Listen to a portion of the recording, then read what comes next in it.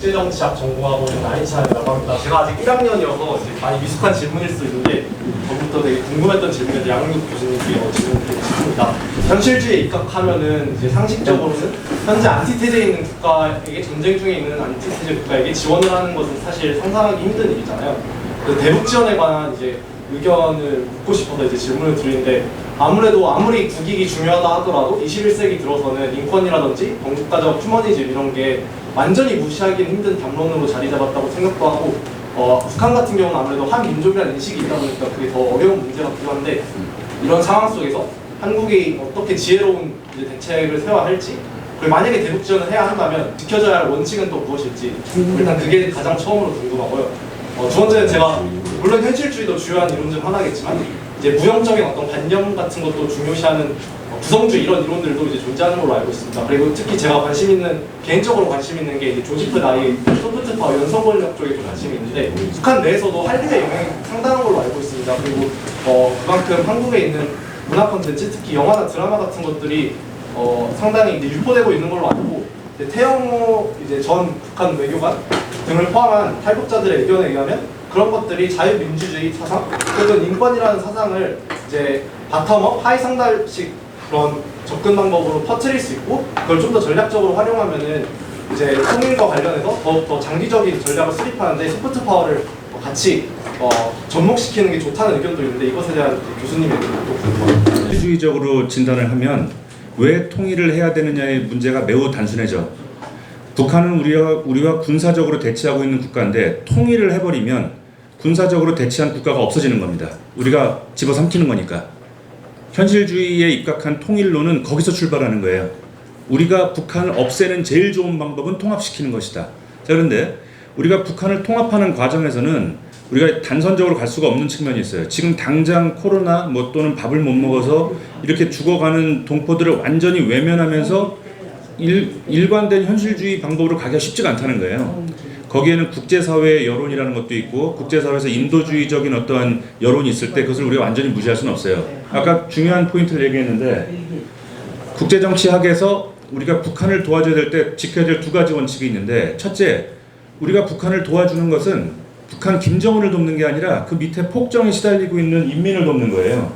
그리고 두 번째는 우리가 주는 모든 종류의 자원이 북한 체제를 연장시키기 위해 쓰여져서는 안 되는 거예요. 그러니까 예를 들면 지금 당장 먹어서 좀 빈곤에 시달리는 그 사람들을 위한 음식을 주는 것까지는 괜찮지만 그걸 돈으로 바꿔서 군사적으로 전용하지 않는 그런 걸 감시할 수 있는 투명성이 전제되어야 하는데 애석하게도 2000년 이후에 김대중 대통령 때부터 그런 투명성 부분은 외면하고 무조건 주자는 쪽 그리고 주자는 걸 반대하는 여기 선배님들 같은 분들은 반통일로 매도하는 그런 분위기가 아직도 남아있는 겁니다. 우리가 북한을 동포애적인 차원에서 북한을 도울 일 있으면 도와야 돼. 그러나 투명성을 확보하면서 도와줘야 된다.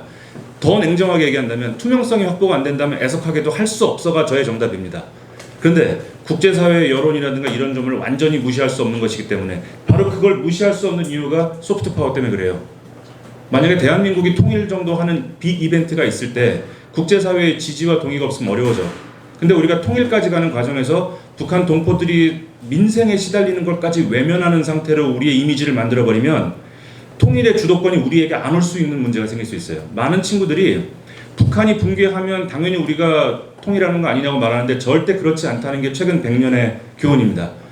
통일에 있어서 주도권을 가지려면 하드파워 측면에서 상대국을 압도할 수 있는 힘이 있어야 되고 두 번째, 이른바 공공외교라고 요즘 영국 학파들이 많이 얘기하는 그런 것들로 인해서 국제사회의 민심을 얻어야만 통일의 주도권이 우리에게 온다는 점, 바로 그런 점 때문에라도 우리가 인도주의적 지원을 외면할 수 없는 측면이 있다는 거예요. 그 다음에 지금 구성주의에 관심이 많다고 했는데 크게 국제정치학에서는 현실주의, 자유주의, 구성주의가 세 개 학파가 되어 있긴 한데 현실주의, 자유주의가 한 90 정도 해먹고 구성주의 내지는 기타 소수 의견이 한 10 정도 포진하고 있는 게 지금 현실입니다. 구성주의는 컨스트럭티비즘이라고 해서 국제사회 내지 국제정치에 어떤 단일한 원칙이 있는 것은 아니다. 그때그때 국가들끼리 관계를 만들어가면서 전체적인 판이 만들어지는 거다. 말 그대로 구성되는 거다. 우리가 만들 수 있는 거다.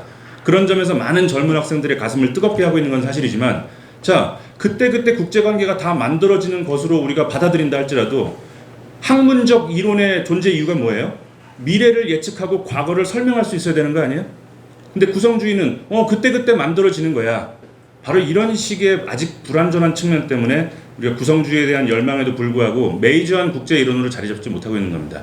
그래서 현실주의, 자유주의를 근간으로 해서 국제관계를 보고 북한이란 나라를 또 반드시 국제정치학 이론만으로 볼 수는 없으니까 경제학 이론이라든가 다른 이론들을 종합해서 보되 그래도 국가의 분단과 통일을 설명하기 위해 등장한 학문은 국제정치학이라는 말씀을 제가 마지막으로 드리겠습니다. 감사합니다.